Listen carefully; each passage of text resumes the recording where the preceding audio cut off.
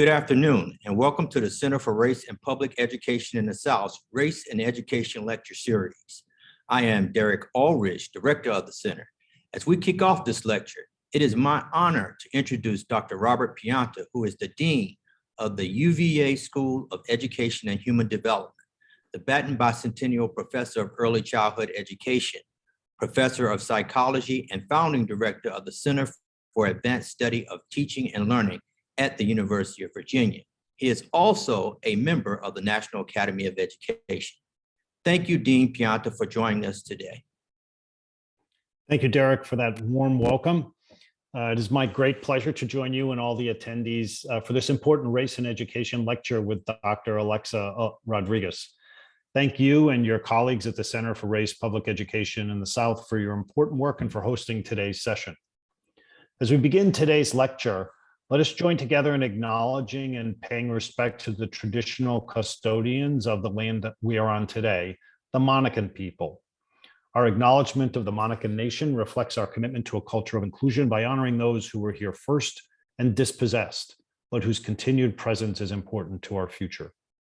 We also acknowledge and pay respect to the individual lives of the African peoples who were sold and held in enslavement here. These enslaved peoples built and sustained the everyday life at the University of Virginia. These acknowledgements are but one form of public intervention and symbolize a necessary step toward honoring the Monacan people and enslaved laborers. We reflect on the injustices committed to Native communities and enslaved people. We honor their stories, told and untold, and their descendants and elders, past, present, and emerging.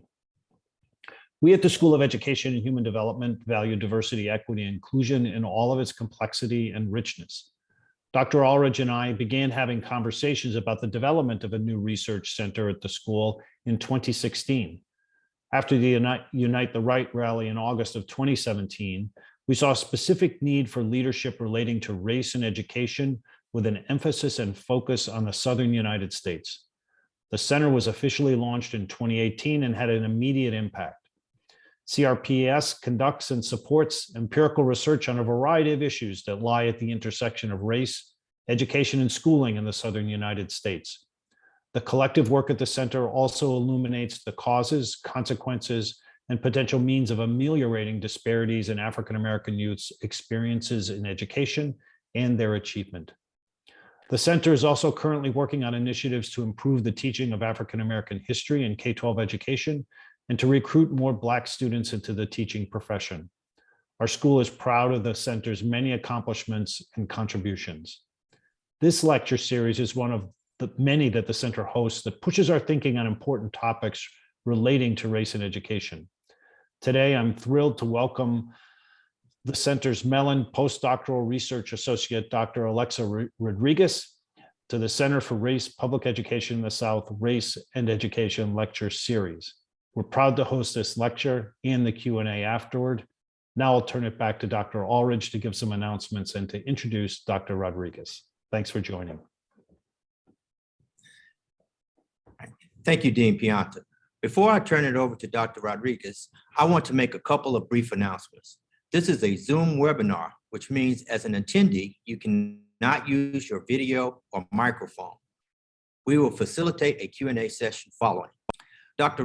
Rodriguez's presentation. We encourage you to utilize the Q&A function at the bottom of your Zoom screen to submit questions throughout the presentation that will be addressed during the designated Q&A time.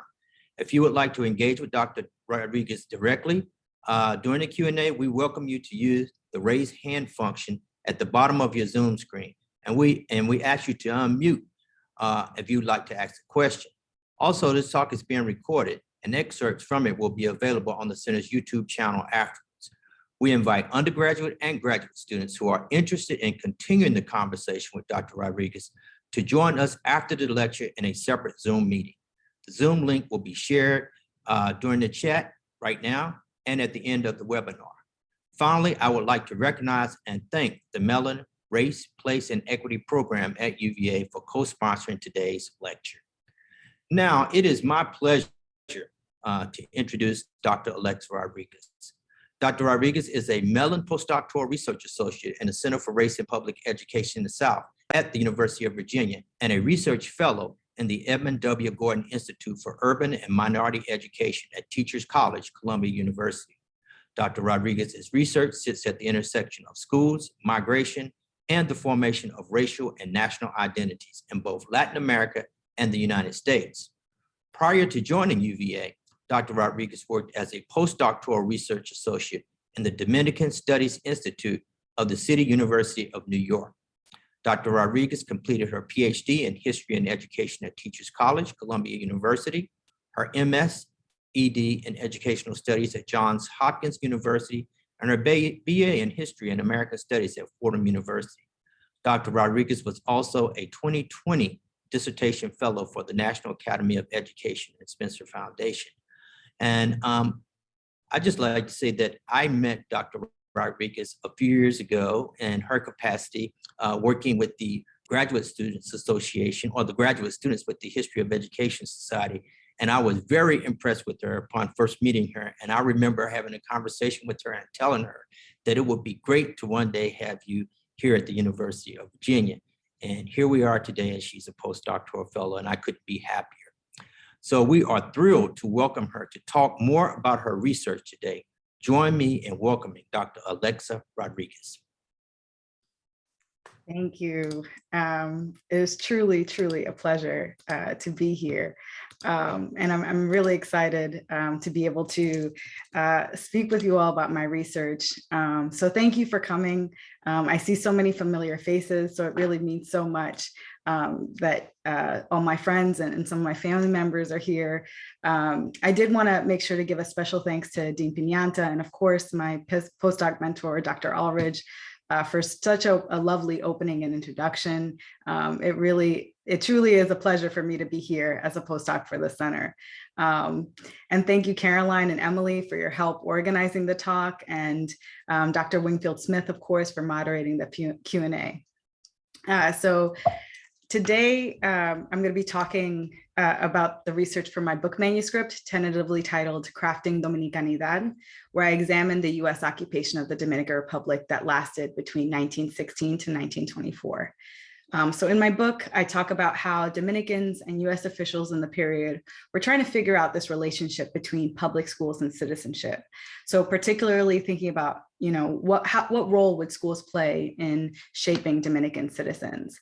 And so just, oftentimes when we think about this relationship, we associate how schools taught us our national history, right? And usually through social studies or through textbooks. And this was a way to generate sort of a collective memory or a collective history, or how schools through civic education taught us our rights and responsibilities to our country. But what's fascinating, at least what's fascinating to me about this moment, is that both Dominicans and US officials who are stationed in the Dominican Republic were actively grappling with ideas that we take for granted. So things, thinking about things such as, what does it mean to be a citizen? Or more importantly, who determines the eligibility and how one becomes one? Do you have to be a citizen of your country, or can your rights and responsibilities be at a more local level? And just to kind of add an extra layer to this, how does the idea of citizenship look different or change within the context of a military occupation? So where a foreign country is actually in control of the government. And so these are some of the questions that I think about with my work.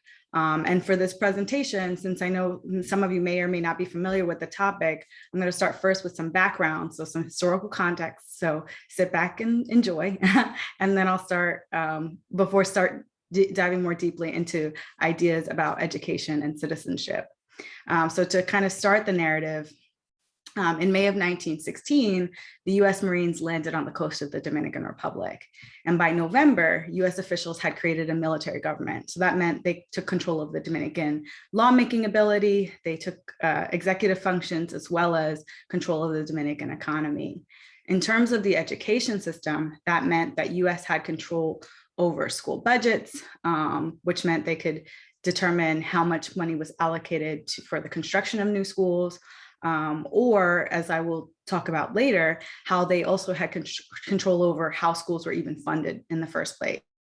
There was a shift from moving from indirect taxes to a more property-based, tax-based funding mechanism for the schools. And so they really had the supreme control over these very foundational policies.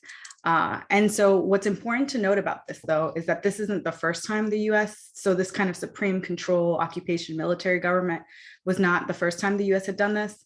By this point, the US had occupied Cuba 2 times. It was currently in the Philippines, in Puerto Rico and Haiti. In terms of the Dominican Republic, the US was increasing influence in the 19th and 20th century, with the Dominican Republic almost becoming sort of a colony for the US in the mid-19th century. And so, in fact, I don't know how many of you know this, but President Grant sent Frederick Douglass, the Frederick Douglass that we all know, to travel to the Dominican Republic to investigate whether annexing the Dominican Republic would be something like, would be a possibility, whether Dominicans might be amenable to that. And so, you know, during towards the end of the 19th century, early 20th century, with the US and the Dominican Republic, US officials were actually growing concerned because of increased loans, increasing Dominican debt. And so there was because the Dominican Republic had European creditors, and then with the onset of World War I, US government was afraid that their European enemies would use the outstanding Dominican debt as an excuse to occupy the country. And so instead, naturally, what they thought was a better solution was to take over Dominican debts, to be the sole creditor for the Dominican Republic, and then have the caveat that if at any point the Dominican Republic defaulted or there was another reason for, you know, their concern, they could send troops at any point. And so when a 5-year civil war broke out in 1911 that impeded elections in 1916, Woodrow Wilson decided to send Marines to oversee Dominican elections, and then eventually instituted the military government that we see. And so, as you can imagine, there was immediate pushback from Dominicans in the countryside, and that pushback lasted until 1922, as well as some resistance from intellectual elite that you really see happening during the second half of the occupation. So in the 1920s, there was increased resistance by the intellectual elite. But in terms of 1916, the resistance was pretty much controlled by the US military government by the fall. And so, as I mentioned before, by November, they had been able to institute this military government.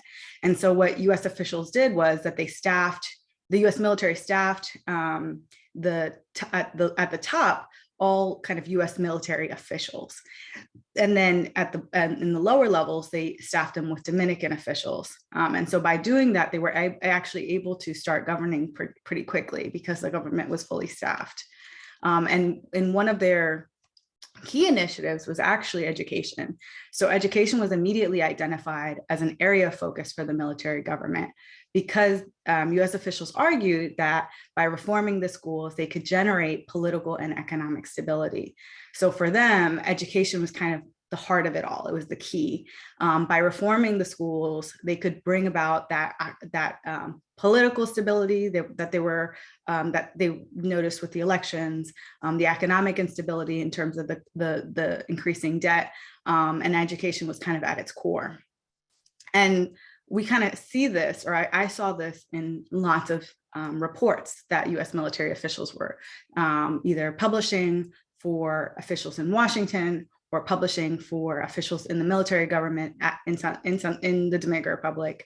And so oftentimes they would talk about, the importance of education. And so this is just one kind of that I think really highlights this idea. And so Colonel Rufus H. Lane was the Secretary of Justice and Public Instruction. He was the head official kind of overseeing education, both education and the judicial system. And he notes that education was fundamental in terms of creating that political stability. And actually, if the point of the occupation was to create a a stable and self-supporting democracy in Santo Domingo, in the Dominican Republic, they would need to make sure that education was kind of at the forefront. It was really what needed the attention of Dominicans and of U.S. officials. It really had to be reformed. And this was kind of bolstered by this idea that widespread literacy, by increasing literacy, you would create more informed citizens. US officials had this understanding that because of Spanish colonialism, with the Spanish Empire, they created outdated institutions. Education really only served the elite. So they would need to reform the education system, make it popular, have it so that rural classes would have access to this education, would have access to literacy, and then would become informed, would become part of the democracy, and gain access to that citizenship. So again, this idea that Dominicans would gain access to citizenship through literacy, through education. And so part of what's important to understand with that is that US officials didn't just think that it was necessarily just their right, but really their duty as a superior nation to train people in Latin America to be civilized and help institute and spread democracy. That it was really their duty to, because they had figured out democracy, they had figured out how to be a stable political, be a stable country politically and socially. They thought that it was their job to go and help uplift other countries and help them in their path to modernity. And so part of what is kind of underlying that is, of course, racial undertones, right? Where US officials perceive Dominicans as mixed race. They were backward because of their African ancestry, but were actually, had Spanish lineage, so they could be, changed and adapted to modernity. This was informed by racial science of the time. So recognizing this existence of superior races, that people can be adapted and changed, but that there are some who are, that there was something about that race that leads people to be in a certain way. And so what you have is that you have US officials who then start seeing education as a way to help backward peoples become more civilized, more modern, and fix the issues that were kind of underpinning, or that were kind of existing in the Dominican Republic. Another thing that's fascinating is that while they have all of these ideas, just generally in terms of in practice, what they end up doing is actually working with Dominicans to reform the education system. So they recruited some elites to work with them and draft the education reforms. And these elites drafted an education code in 1918, the one that would be instituted by the military government. And actually, in fact, the secretary of the commission, Julio Ortega Frier, was then selected, after serving on the commission, was then selected to become the superintendent of public instruction. So he became the top official to oversee the public school system, so right under Rufus Lane. And so he was selected for a few reasons. Partially, was because he was fluent in English, and so that obviously helped with an English-speaking military government. And so he could be a good interlocutor for that reason. But also, in learning about his background, I found out that he went to high school in New York City and went to college in the United States. He actually attended the Ohio State University. And so he was familiar with the English language, but of course the United States education system, and agricultural education and all of these things. And what I noticed also in reading more about him is that I noticed that he actually shared similar views with US officials about the role of education and what the education reforms would look like. And so I wanted to demonstrate that, or provide a kind of an example of that with some quotes.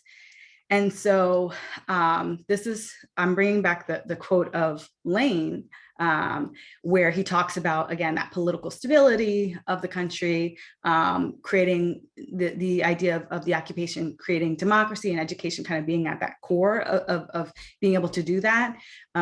You see something similar with Ortega Fried, where he states about this emphasis on democracy, this idea that through education, Dominicans can demonstrate their ability for self-government, and the role of education in bringing that political stability. And so there are overwhelming similarities in terms of the tone. However, what's fascinating and kind of distinct about Ortega Friedo is that he, in his writing, it became apparent that he was particularly interested in how schools would teach Dominicans their role in society. And so whereas you have US officials who talked about education in a broader sense, so not necessarily thinking about schools or schooling and what schools would do in particular, like the details about that, but really thinking about how this broader idea of knowledge, how knowledge would open the minds of Dominicans and prevent tyrannical leaders from coming into power, how access to knowledge and education would really be this transformative thing. With Ortega Fried, he was very specific about how, depending on their class or socioeconomic class, Dominicans would serve different purposes. And then schools would help cultivate the skills that they needed for their particular role. So in thinking about what role schools would play, he was thinking particularly about the role of schools and how schools would then be leveraged to create a more efficient country. So there's more about productivity and linking capitalism to Dominican citizenship. And I would notice this in his, because he would often publish his beliefs in the editorial column of the Education Journal. So I'll just give you another example to give you a sense of what he's talking about in terms of the role of education in society. So he states, quote, "By putting those who've been born better equipped in conditions where their aptitudes become a true social force, the only definitely good government, the government of the people, through the best elements they have, will be a reality among us." And so continuing this idea that not only do people serve different purposes, but that really it's based on aptitudes. So those who are better equipped to be leaders should be taught to be leaders. Those who are better equipped to take on sort of a laborer role, that's where, that's kind of where they fall in society. And just as a note, although I'm focusing on Ortega Fried, partially because he is the leader and kind of the face of the education system to a certain extent, he's really representative of a broader cadre of education officials, so education authorities or education administrators, who were really those who crafted the education policy and then implemented these policies on the ground in terms of, in terms of the regions and all of that. And just to graph this, again, this idea about leaders and how that would look like, in one of the quotes, Ortega Fried actually mentions that, how, the country and to make the Dominican Republic modern, to kind of push the Dominican Republic to be more efficient, to kind of uplift the country, we really just need 5% who are professionals. Everyone else is really should be working as a laborer. And so the education system needed to reflect that. And there was needed to be a focus on expanding schools into rural areas. So these rudimentary schools that would be focused on the students of the children of farmers, the rural majority of the Dominican Republic. And then you have other schools that were, for a more elite class. And so this was actually circulated to not just, as I mentioned, those education administrators, but that was actually trickled down to the other people in the other levels of education. So in a circular sent to the school inspectors, so those who would walk around, examine schools, interact with principals, as well as the principals. So the circular to both groups noted how rural education had the, quote, potential to satisfactorily solve the problem of offering the largest and most laborious element of the country, the knowledge that will transform them into eminently useful men who are rationally aware of their duty, their right, and their destiny. Again, this idea that it was their right and their destiny to perform this particular role in society. And so with that, you see that there was this tying of duty as citizens to their role in society and productivity. So in the case of Dominicans in rural areas, their work as small farmers became linked to their expectation as Dominican citizens. And so for education administrators, they argued that these Dominicans could demonstrate their patriotism by being economically productive, so employing more scientific techniques to farming, and that's demonstrating their patriotism. And so, while I have spoken about how some of their similarities and some of their differences, I did want to just step back and kind of group them. They are obviously distinct in that I've just explained, but with both, you see that like US officials and the education administrators, they saw the role of the government as teaching Dominicans how to be citizens. So both of them had this argument, or had this kind of assumption, that citizenship would be bestowed by the government, and that government officials would dictate the qualities and qualifications necessary for citizenship. So it was very much that education came before, like state education really came before actually being able to know your responsibilities or be able to act on your responsibilities or rights as citizens. And so I have provided those two examples of how these different groups viewed the relationship between education and Dominican citizenship. But I do want to take a second to shift back into the historical context, talk more about what's happening in schools and the education reforms during the occupation. And so, excuse me, we see that with the Education Code in 1918 and this shift to rudimentary schools, as I mentioned before, there's an emphasis on, like, let's institute this education code, centralize the education system, but also increase the number of rudimentary schools. Because as I mentioned before, there was this idea that education prior was reserved for the elite classes, that really what the Dominican Republic needed was this widespread literacy, this widespread access to education and knowledge. And where does that happen? Where's that best kind of brought to? That's really thinking about the rural majority, the moving into the rural areas. And so in rural areas, they opened up rudimentary schools. And so with this chart, you see that, it almost doubled. In some ways, you can say that that was very effective in terms of opening up all of those schools. Just to kind of put it in context, in 1867, the country was independent in 1844. So let's say 20 years after independence, you have 14 schools. Then by 1920, you have 822, with a number and staggering number increase of students enrolled as well. And so while these numbers are very important in terms of helping us grasp the intensity and kind of what ended up happening, like in terms of the large increase, I did want to bring up this statistic just to kind of help us think through, what do these statistics really mean? And so oftentimes in the literature, you have people who list this statistic as evidence, the number of students enrolled as evidence of the successful implementation of education reforms during the occupation. So basically to say that US officials and Dominican officials, they're in some ways collaboration, and they were able to successfully implement this vision for how Dominican society, should emphasize education, how education should be more, should be a really important, more people should have access to education, and that basically that this is that evidence of that, right?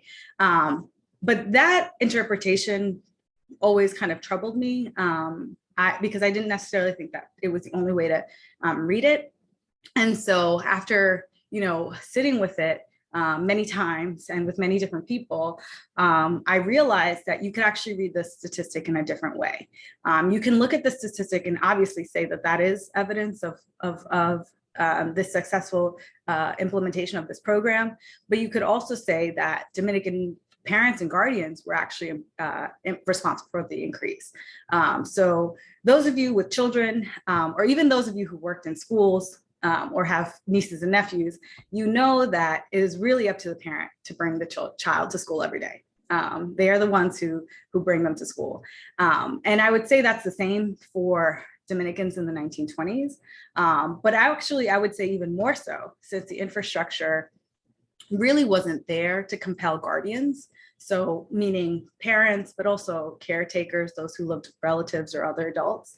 And so that, in thinking about it that way, it provoked other questions, like why would they in this period where they couldn't necessarily compel you to bring your child to school? Why would so many parents decide that they wanted their child to be in schools every day? And so those kinds of questions, I'm going to pick it up later, but we're kind of sitting in the background. And so similarly, in terms of thinking about that statistic around student enrollment, I also was starting to question that statistic around the opening of all the schools. Because as I started to read more, I realized that while US officials were declaring the number of schools, and again, citing this as a success of the project, actually, the number of schools that the US military built were only a fraction of those that were stated. So the casas escuelas, the schoolhouses featured on the left, those were only a handful of the schools that the US officials were talking about. Most of the schools were these rural schools, as I mentioned before. These focus on rudimentary education. So rural schools were the ones being built, but actually who was the one who was building them? When I continued my investigations, I found that actually parents, guardians were the ones who were investing their own resources, their own time to build these schoolhouses through parent societies. So through the collaborative efforts, but also, as community members, like they would just come and open schools. And often even school officials themselves were very cognizant of the fact that parents were so willing and actually use them. And they would go to different communities to find out, which parents were most enthusiastic about opening a rural school. And so what ended up happening is that all those number of schools that we think about, those were really, I started seeing them more as not so much as the evidence of the successful project of the occupation, but really just an evidence of the dedication of Dominican guardians of the time to make sure that education was present in their communities.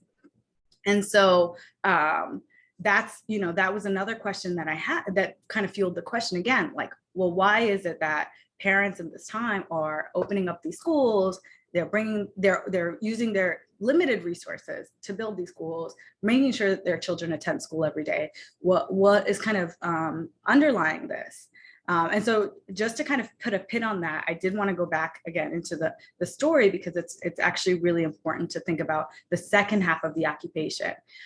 So most of these pamphlets and reports emphasize the statistics that I talked about earlier. So the increase in schools, the increase in number of students, they all kind of stop around 1920.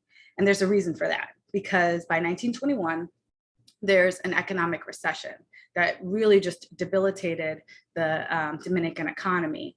And so along with this, you have the US government who changed the funding structure. So as I mentioned at the top, the US had the ability, the supreme authority to kind of just determine how the national budget would be spent and how schools would be funded. And so what they decided was, even during this economic downturn, they would change the funding structure. And as I mentioned before, instead of having schools funded by indirect taxes as they had been prior, they changed it so that schools would be funded through a property tax. What is necessary to understand about that is that, again, the Dominican Republic, as I mentioned many times, largely rural. Most people were small farmers. And this property tax did two things. One, it changed it changed kind of community-based property practices that were existing. And so many Dominicans were upset about that, because it was really a shift in the practices that had existed. But secondly, they just didn't have, even if those who were interested in and wanted to pay, they just didn't have the money to do so. And so what ended up happening is that these municipal governments just could not collect the money from these taxes to be able to fund the school system. And so then the US military government has a choice. They could either decide to use national funds in the national budget and shift how money was being allocated to give more money to these municipal schools, or they can kind of decide not to. And so what the US military government decided to do was to tell the municipal governments, well, you figure it out. You either find a way to fund the schools or you close them. And then instead of using that money for municipal, like giving money to municipal governments, they decided to continue to fund the schoolhouse project. And I'm not saying at the same level, but it still occurred during this economic downturn. And so the US military government kind of made that decision. In reality, that deciding not to give municipal governments money created effectively a collapse in the school system in 1921. So there were a period of months where the schools were closed completely, where school officials just could not, they couldn't open schools, like everyone who was kind of out of work, the teachers who were in the school system, as well as all the other, really anyone who was working in the education system could not work. And then children, of course, could not go to school. And so that happened for a period of months. But then when they reopened, even when they tried to reopen, there was a drastic decrease in the number of schools and, of course, in the students enrolled. And so that shutdown really created an incredible shift in what the education landscape looked like. And so I highlight this period because I started seeing other things as I was kind of investigating this kind of gap in the literature, because it really wasn't anything in the secondary literature about this, not significantly anyway. And so when I found in looking at this, I found a lot of letters actually by students and parents kind of fighting this school closures. And kind of fighting against this idea that, or advocating for the opening of schools and kind of this reemphasis on education. And so you have guardians and students who wrote letters in protest. And by analyzing these letters, and thinking about kind of the things that I mentioned earlier about the actions of the guardians, I started to see that Dominican guardians really weren't looking to schools to instruct them on their responsibilities or rights for that matter. In fact, I was seeing this kind of like citizenship from below, I guess you would say, where the citizenship wasn't granted by the government, it was self-asserted, that these Dominican guardians and community members already understood themselves as having responsibility to their community. They knew that education was something that they wanted to make sure people had access to it in their community, but also, so not only them having a duty to educate in some ways, you could say, they also had the authority to defend their rights. So I found them citing laws, threatening to sue, writing letters defending this notion of access to education, right for their child to be educated. You had letters where parents described that a teacher was not well educated enough, like educated enough to educate, to be the one leading their children. You had other letters where they understood that certain schools shouldn't be operating, or that their money was funding other schools. And so in analyzing these guardian letters, I recognize this kind of self-asserted citizenship. And so with these letters, but also by providing schools to their communities, I argue that not only Dominicans really manifested this idea, this understanding of this community-based notion of citizenship and self-asserted. And so they believed that as citizens, it was really their obligation to be actively involved in their community and to provide those educational opportunities. This is an example of one of those types of letters. Another thing to highlight with these letters is that, as you might notice here, there are many letters where it seems to be written by one person. So these letters asserting their rights and responsibilities were actually written by one person. And that kind of brought me back to this idea about statistics and how we can kind of read statistics in different ways. And so another statistic, aside from the number of schools and students that was often referenced, was the statistic of 95% illiteracy. And so just this idea that the Dominican Republic was incredibly illiterate, incredibly uneducated.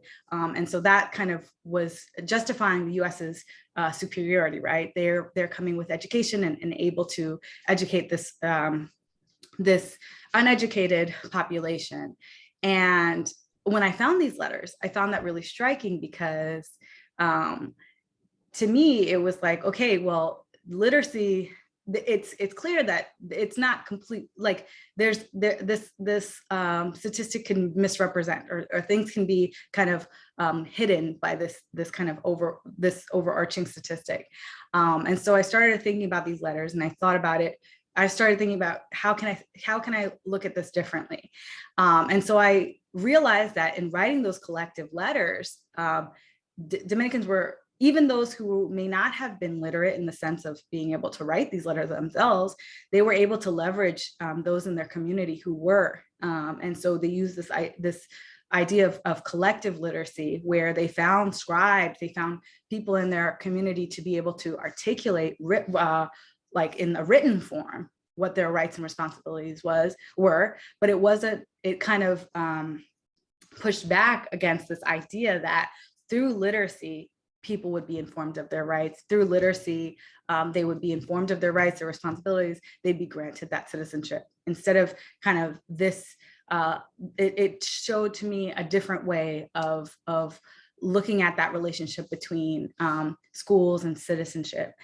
And so to kind of graph that, what I noticed is that while US and Dominican officials argued that there was a need for schools to cultivate this top-down effort to foster Dominican citizenship, like through literacy and schooling, they shared the belief that they could civilize and modernize Dominicans and provide them a path to citizenship through education. So it was this, again, this top-down notion. And so while US officials were kind of arguing for this, non-elite Dominicans were arguing that non-elite Dominicans were kind of ill-prepared for the duties of citizenship. These non-elite Dominicans and guardians and community members actually were practicing their citizenship.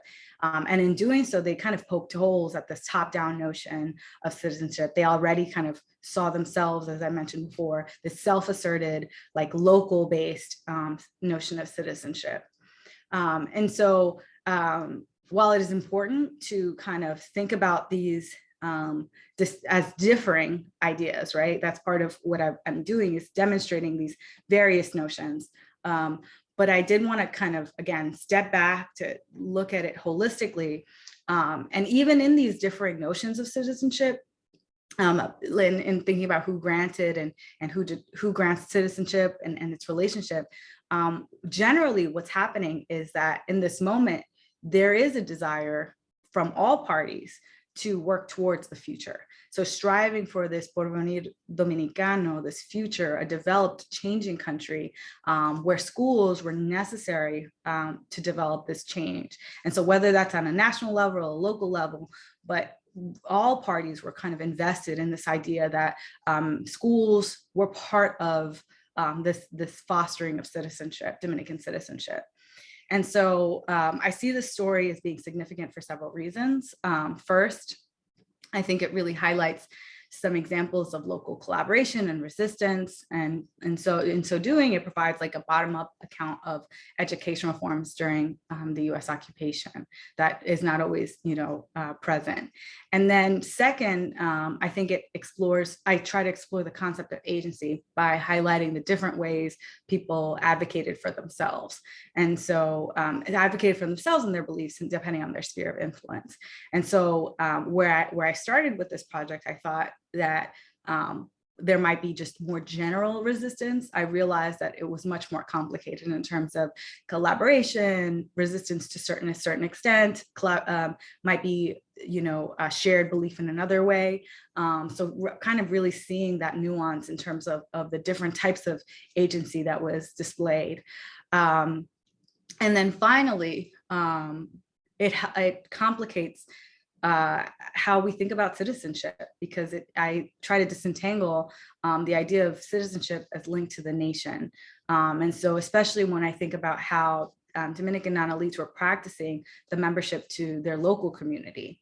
And just to kind of close out and thinking about just some of where I'm kind of taking it, this is mostly the work that I did for the dissertation, but in terms of the book manuscript, the other chapters that I'm kind of touching on, one of them, I use photographs to think about how Dominican education administrators use the bodies of children to embody ideas about civilization and Dominican citizenship. So really thinking about like, how did school education officials use students to display notions about Dominican citizenship in terms of class and gender? And then another chapter focusing on teachers, because I'm really interested in thinking about, how did teachers, how were they maybe the same, or how did they differ from education administrators in terms of how their ideas about Dominican citizenship, especially because a lot of the teachers at this point, at least in the rudimentary schools, it's mostly female. And then there are, of course, very notable examples of teachers who, fought back, especially during the last half of the latter part of the occupation. Teachers were an essential part of the anti-occupation kind of withdrawal movement. And so I really want to think about them as a different category. And then finally, I want to spend more time really grappling with this understanding or this question about, how does citizenship look like during the occupation, right? So the occupation, how did these ideas play out during this period of increased state violence?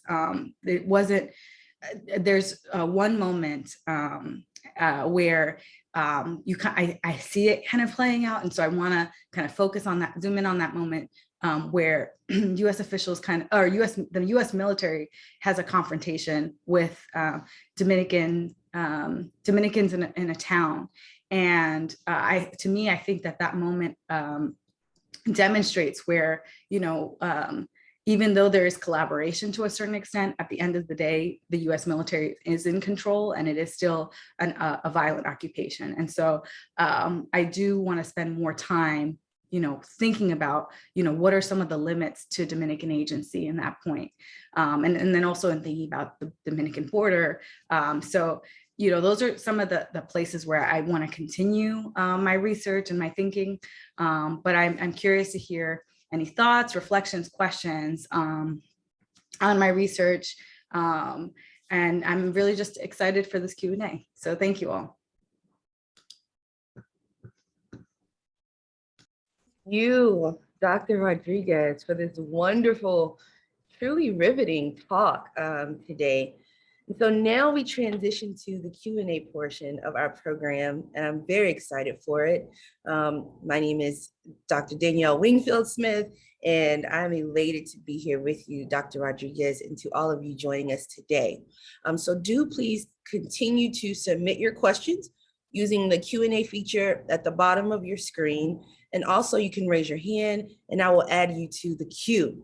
I'd like to kick off our Q&A portion with the question of what inspired you to do this work? How did you get here? And can you give us a little bit of a background in terms of how you arrived at this topic? Oh, thank you for that question. There are many ways that I can answer that. But I guess I'll start with, I took a class at Fordham, an undergrad class called US Civilizing Mission, the US Civilizing Missions. And at that point, it was the first time I became aware that the US had occupied the Dominican Republic in 1916. And I, as a person who is incredibly interested in education, I found it fascinating that education was kind of highlighted as one of the projects that they embarked on in the occupation. And so, yeah, that was kind of where it started. And then I started doing that primary research, and it ended up being my undergrad thesis to learn more about, what did this look like on the ground? And I, as an undergrad that, had limited time, but was incredibly enthusiastic about learning more, I was getting frustrated because I found that the secondary literature just didn't really adequately address it. Well, adequately to me, but it was because they served different purposes. They had different questions. And so they didn't really answer the questions that I was asking. And so I went many years without kind of touching this research, and then came back to it in my dissertation, for my dissertation. That's fascinating. Thank you for that. Which segues into a second question about your methodology, and that is, will you discuss how you approach reviewing your primary sources? So what types of archives did you engage, and will you speak to any barriers that you might have experienced regarding finding and exploring these primary documents? Yeah, so there were quite a few, well, in terms of the sources, I primarily drew on the Dominican archives, the archives in the Dominican Republic that had the Secretary of Justice and Public Instruction documents, as well as the US National Archives. So both in Washington DC and in College Park. So those were kind of the main where I drew from. But I also was doing research during the pandemic. And so anyone who was doing a dissertation during the pandemic experienced this kind of, like a standstill to a certain extent. And what I ended up having to do is, and my dissertation advisor's here, Callie Waite, so I know she's probably having flashbacks where we had to kind of sit and think like, well, what can we do about this? And so I found that, luckily, the Dominican archives had a ton that was digitized. And so I was able to kind of, I had some that I could draw on. But then when it came to, especially with the US sources, I was actually on my way to go back to Washington, DC when the pandemic hit. And that's when I started looking at these political cartoons. And so the political cartoons that I use today were part of that analysis. And it helped me think through, well, what does it look like? And what were some of the other influences? And I paired them with some of the writing that I was seeing. And so I think it worked, and I think I was enjoying kind of thinking about it visually, and there's some things that I think those images provide that maybe the words didn't necessarily. So that was kind of a shift. But yeah, those were kind of where I drew from. And then of course, other publications that I could find online. Hathi Trust was a great resource where I was able to get a lot of, since it was 1916, a lot of the stuff was already in public access, and I was able to get some reports and all of that, and that really helped. In terms of challenges, I mentioned COVID, but also, figuring out, well, what does that translation look like? What is that process of translation? And when you're reading these sources in Spanish and trying to find the right words to translate them in English. And so anyone who's working on in two languages kind of struggles with that and has to find a way to manage that.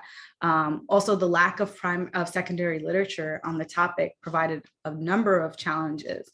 And so figuring out how to, for this one, for that in particular, I'll again mention Callie Waite, who helped me think about, well, you can do a bunch of stuff. You can have these broad questions that you're really interested in asking, or you can kind of look at the situation and ask what happened and kind of piece that story together based on what it is that you find and give that foundational narrative.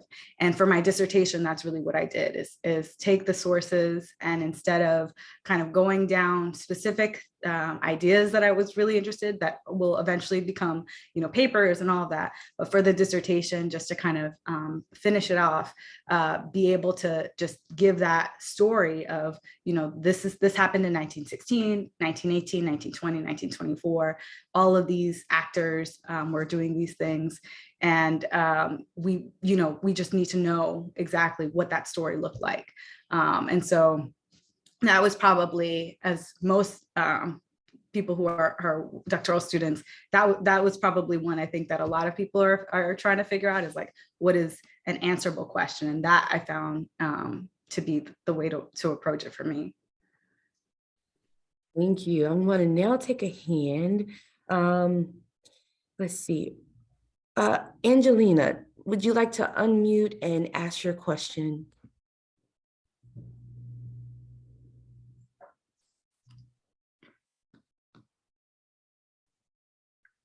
Let's see. We'll come back to you. Let's see, allowed to talk. I've allowed you to talk. You can, when you, oh, there you go.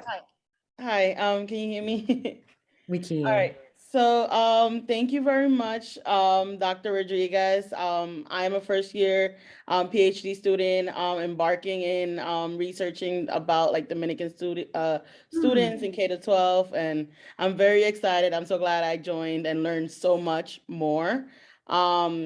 And so my question is, in thinking about the push, as you discussed the push for education in the 1916 occupation, how do you see the same mentality or like the same agenda for political stability and civilization for Dominican students in K-12 schools currently, both in the U.S. and in Dominican Republic?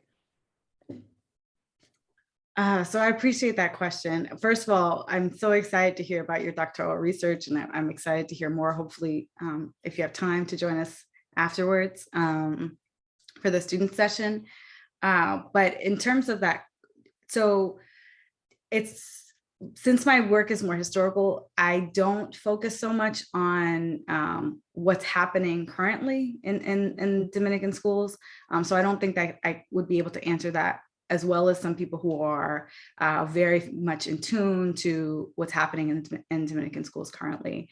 But if I think about just generally ideas about civilization and political stability, I think many of us could probably, well, I'll say it like this. I do still see ideas around generally, like in terms of like the world stage, the Dominican Republic, in terms of its low literacy rates or low test scores, or kind of these statistics as being, I think there's still this conversation that's happening that there's lack of education in the Dominican Republic, for lack of a better way to put it. And so I think in that sense, that narrative still kind of dominates. But I don't want to talk too much about it because that's not really, I don't do that work as much. Thank you. Thank you for that. All right, I have another hand. Raquel, I will allow you to talk. Please ask your question. Hi, can you hear me? We can. Okay. Hi, everybody. Dr. Rodriguez, thank you for that fantastic talk, was super well organized and clear. And I'm just so impressed by this research, especially these sources that you have from rural parents, which I think really, I've done some work in the NARA military government of Cuba archives, and I know that it's hard to push against that top-down narrative. And so I think that the sources you have and the sources of the research that you did in the Dominican archives are really is amazing and has really produced such an interesting story that you're telling here. So I have a million questions because this is very exciting, but I will try to be succinct. I guess, I guess I'm really interested in what you know about these rural families. I'm thinking in particular in light of research that I've read, at least more in the 19th century, I guess, but about Dominican people in the rural areas and how they might have thought differently than the Dominican elites, especially about Dominican nationalism, right? That many of them may have lived, especially those near the border, may have had a very sort of different idea of themselves as Dominicans, and also a very different idea about Haiti, right, which was next door, which is, something I'd like to hear more about in your work also. Like, Haiti's next door. In the 19th century, at least part of Haiti, I think my understanding is under Christophe, has a pretty well-developed public education system. So how do Dominicans being rural and having a different idea about Dominicanidad, how does that change their idea of citizenship through education, right? That's one question. And then the second question is, how might the presence of Haiti or the nearness of Haiti and their experience with both education and empire and racialization and all of these things, how might that affect these Dominican rural parents and their views of education? I'll leave it there because that's already a lot of questions. Thank you.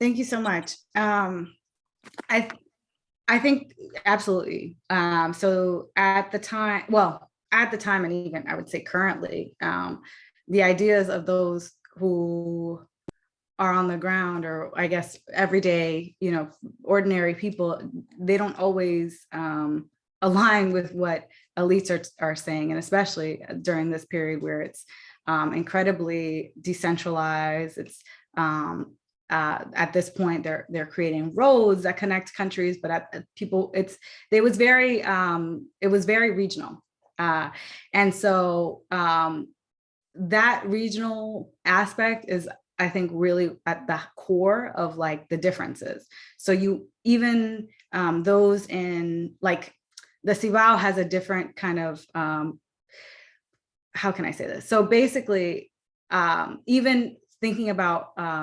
non-Dominicans generally, it's tricky because each region has its own history and its own historical relationship, like history of education, I guess, to kind of say it that way, with northern areas where you had a history of normal schools, and you had that, and Santo Domingo in like the capital had this history of normal schools, had these more more access to literacy in ways that some of the other areas might not have. And then in terms of the culture on the border, absolutely, many of those on the border didn't necessarily have the same relationship to Haiti, or even now to this day, like don't have necessarily the same relationship to Haiti as those political officials who are often the ones who are being highlighted, what their ideas are about the countries. And so definitely having this kind of regional perspective, or this framing, or like understanding when looking at these documents, that's something that I wasn't able to do so much with the dissertation, but for this book, that's part of my analysis, is kind of thinking about it more locally. Thank you. So we have a commenter who asks, how did the United States' interest in the Dominican Republic's production of sugar influence the school system during the occupation?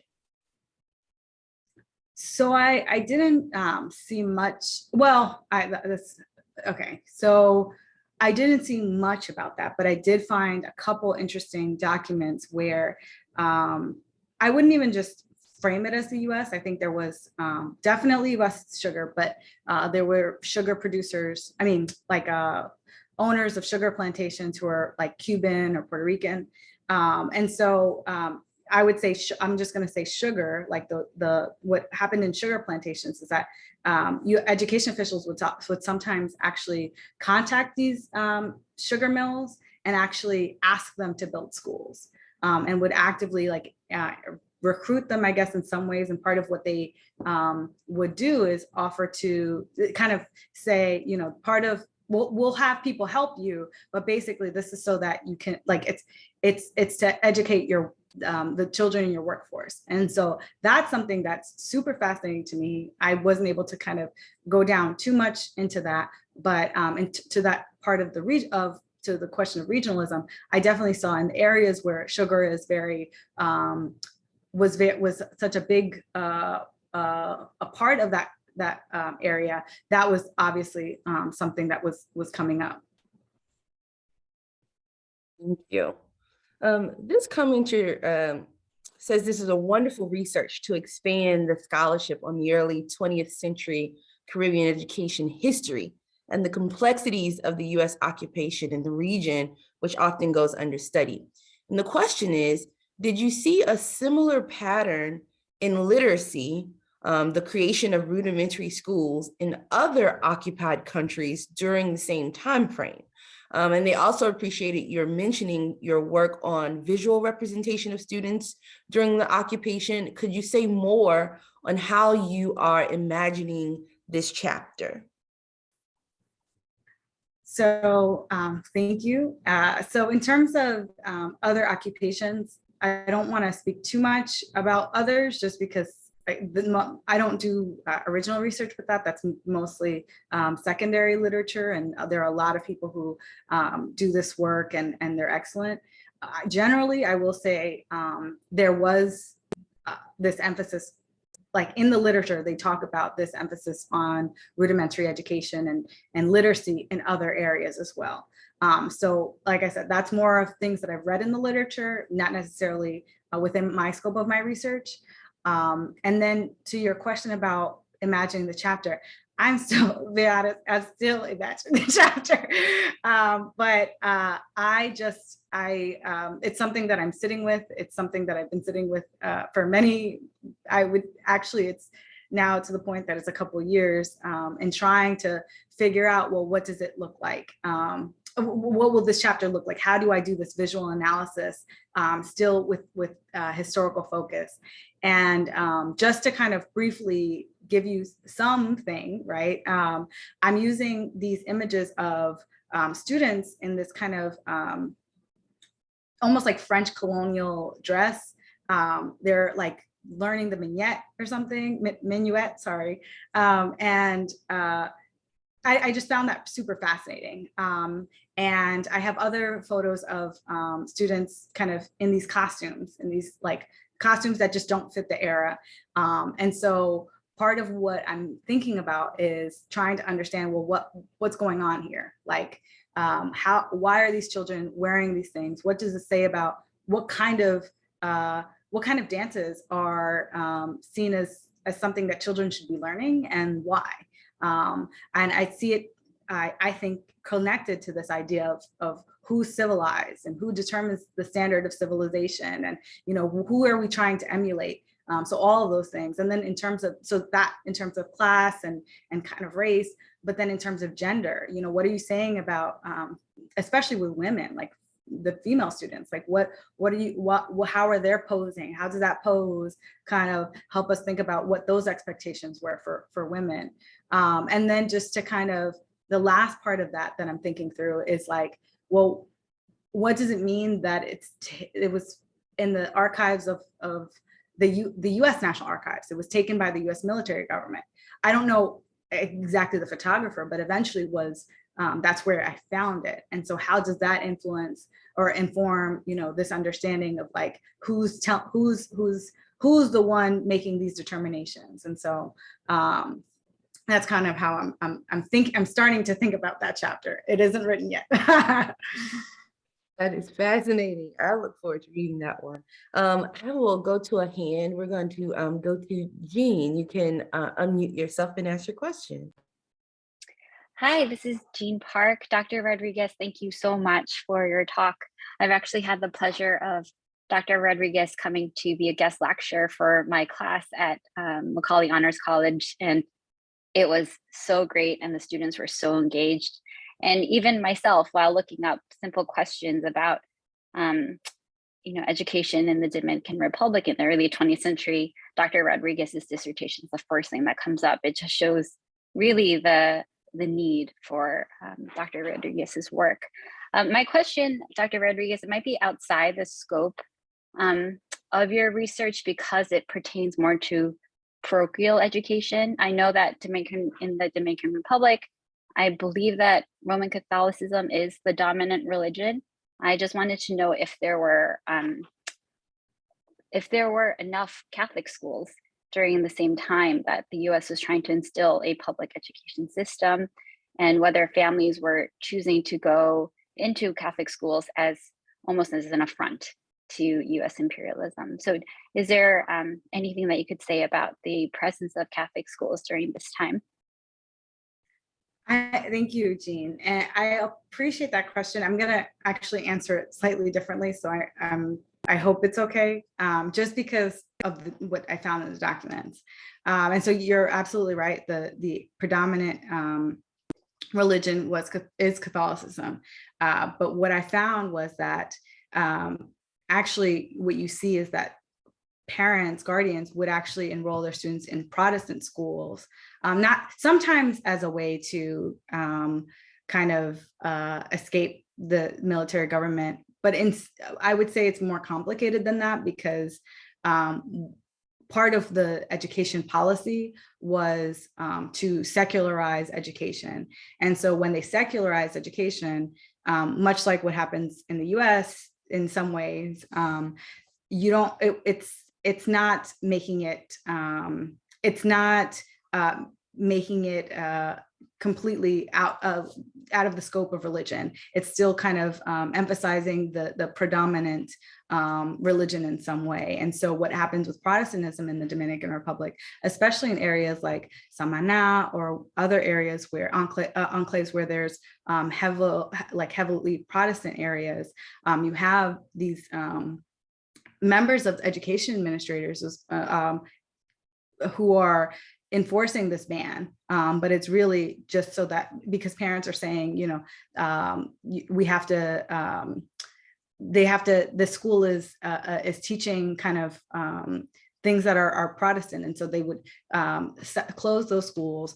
At other points, I have parent letters where parents are writing to education administrators saying, well, we are Protestant and the teacher is making fun of us. The teacher is making fun of our religion. You have to kick this teacher out or we're going to sue. That one I remember very vividly because I kind of stepped back where I was like, okay, like, the law, you cited the law. You said the school is supposed to be secular. But because it's not, because you're making fun of my religion, this teacher shouldn't be in power. And so that I actually found really interesting.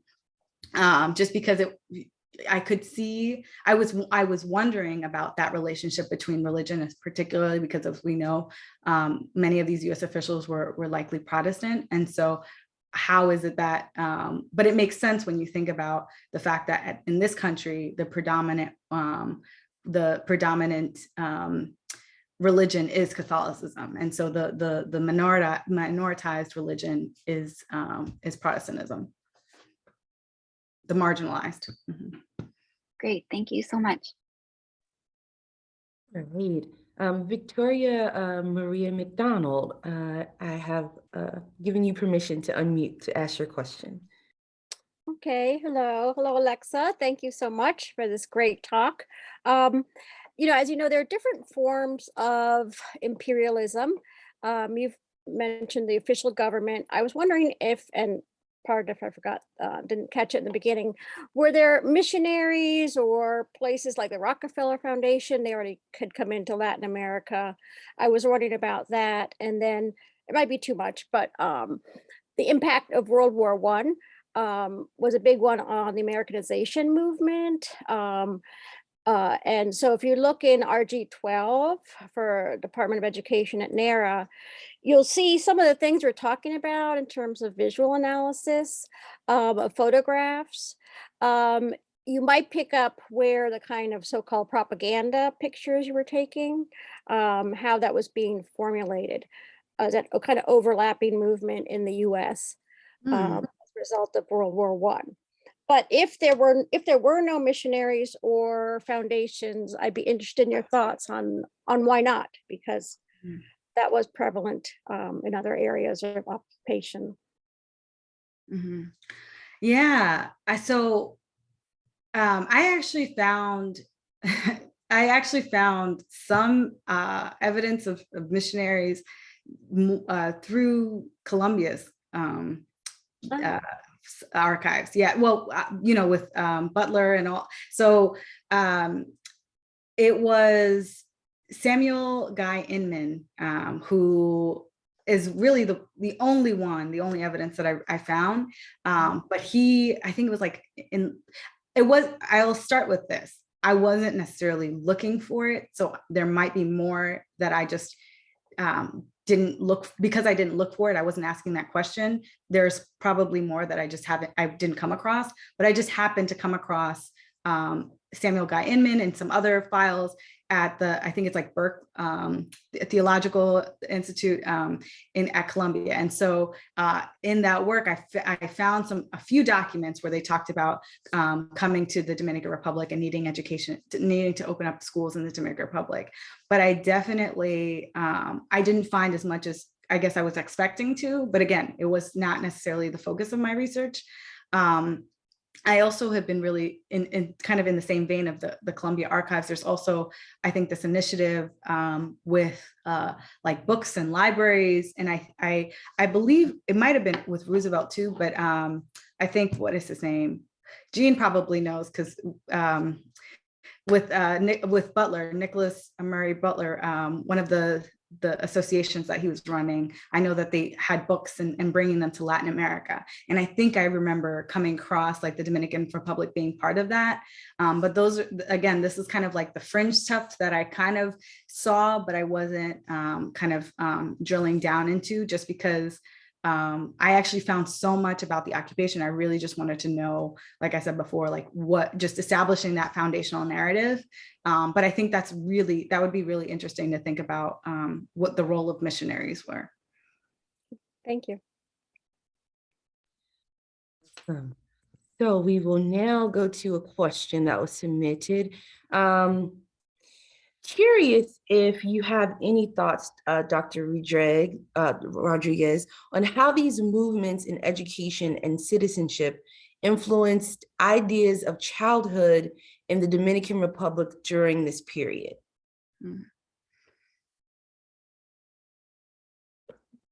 Yeah, ideas of childhood.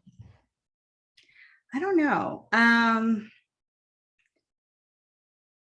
I would like to know. It's funny because you would think that because I do education, I would hear more about the perspective of students, or more about what it was like for them growing up in the Dominican Republic or anything around that. But really, it was mostly adults talking about the adults about thinking about the future, and adults talking about their responsibilities in terms of the country and or their community, and thinking about building a better or more modern Dominican Republic. But I really didn't get a sense of like what the experiences were for the child. And I remember in doing my research, I would try to tag like child experiences.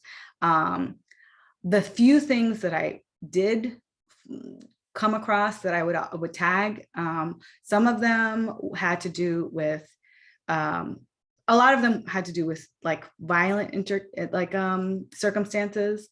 So some of it had to do, and I say violent, but it's not necessarily, some of it had to do with illness and death. because of students dying. And so I would think about, what does it mean to, because part of, I didn't mention this, but part of what happens in the occupation is that the Spanish flu that we are so familiar with now happened in 1918 and was actually prevalent in the Dominican Republic, came through different waves and also different diseases. And so that became something that Dominicans had to grapple with, especially the Dominican guardians. And so I thought about how that might have shaped the experience of a child. I also read about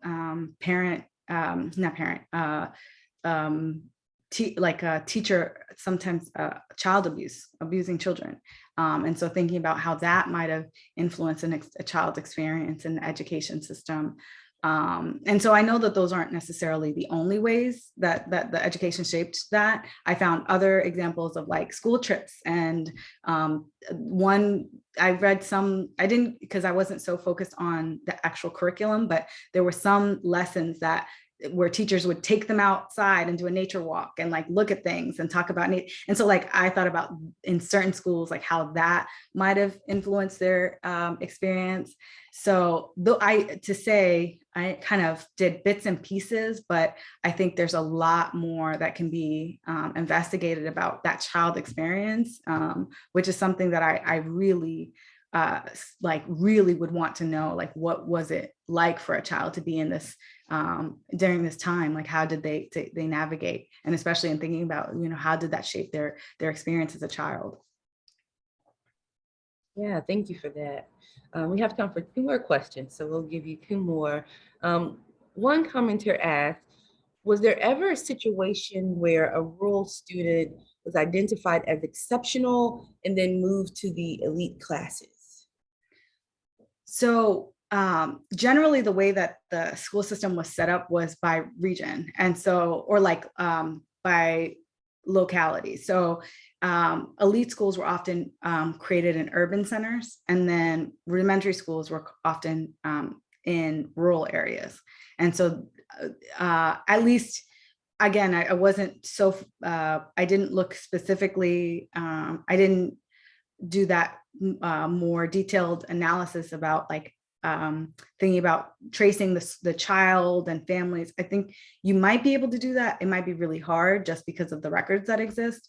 But yeah, so I didn't come across any case like that just because it was local, like the community, depending on your communities where you brought your child. I did see some evidence or some mentions of like parents who talked about how far they would send their child. But again, that was still kind of, I'm sending my child to this, I'm traveling this distance to go to this school because that's the school that's closest to my community. It just might not, the school that I can have access to is not immediately in my rural village. It might be in the more populated place, a couple that may take a while to get to. Thank you for that. And our last question says, this commenter says, they're always thinking about the connections between language, education, and identity, of which citizenship plays a huge role.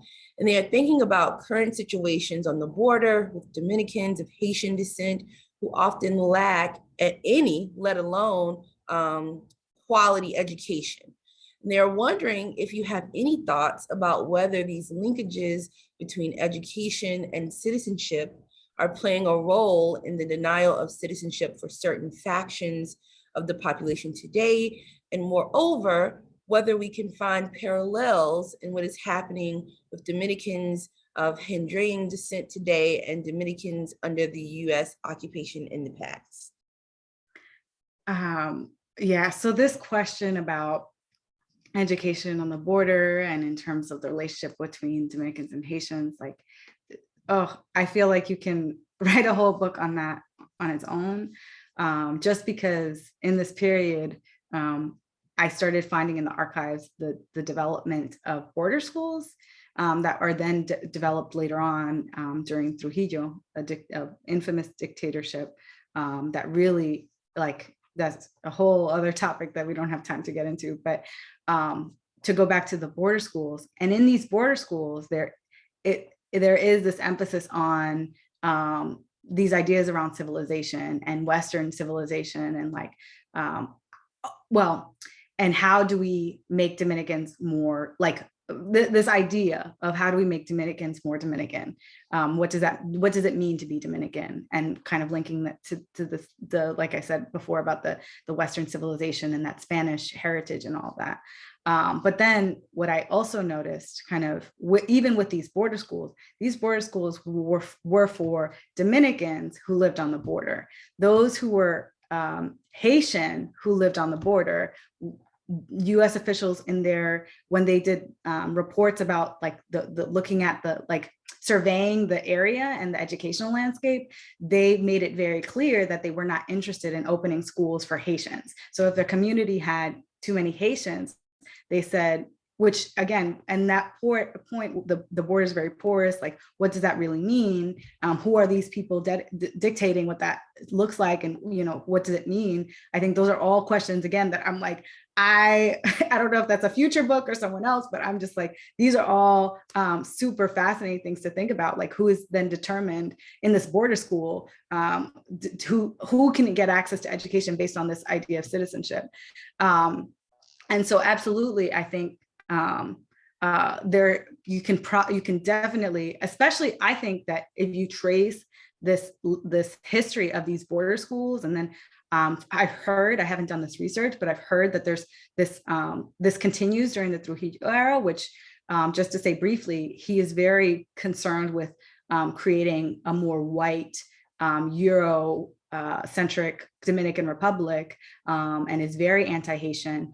So I'm curious to see how these border schools are then transformed during his, and kind of expanded and maybe transformed during his period. Yeah, I think that there would be a really interesting history in thinking that through, and tracing that through. But then finally, this question about citizenship, especially in today when we're thinking about Dominicans of Haitian descent, like that's something that I sit with all the time, with like, how do I formulate citizenship in this kind of, in some ways, theoretical way, when it has this very legal purpose, where you can take someone's nationality away and strip them of where they belong because of perceptions about who they are, and how those ideas kind of what a Dominican is can have these very legal ramifications. And so that's something that I sit with all the time, and I don't have a very good answer for that part, but it's something that I suspect that it's all kind of intertwined, especially when you're thinking about making that definition to be like, to have this kind of civilized, defining the Dominican nation as kind of the civilized modern nation that's linked to Spain and has Spanish lineage and all those things. I think you definitely, there are definitely connections to be made there. Dr. Rodriguez, thank you for joining us today for this Race and Education Lecture.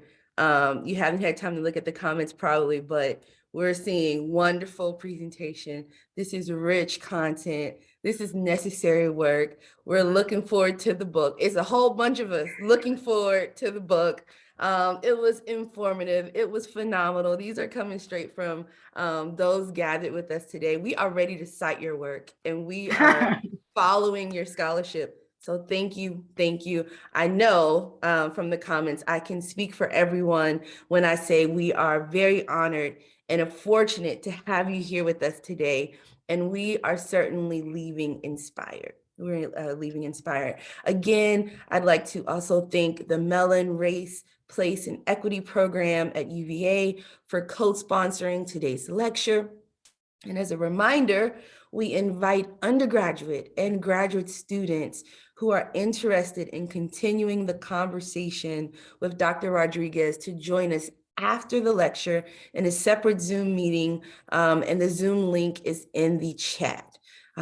Before we leave today, I would like to share a reminder to follow us on our center social media channels for regular updates and lecture series announcements from the Center for Race and Public Education in the South is on the screen, how you can engage with us. You can visit our events website to view our upcoming events, download iCals and save Zoom information. And to all of you who joined us today, thank you for attending this lecture, and I hope you have a great rest of your day. Thank you.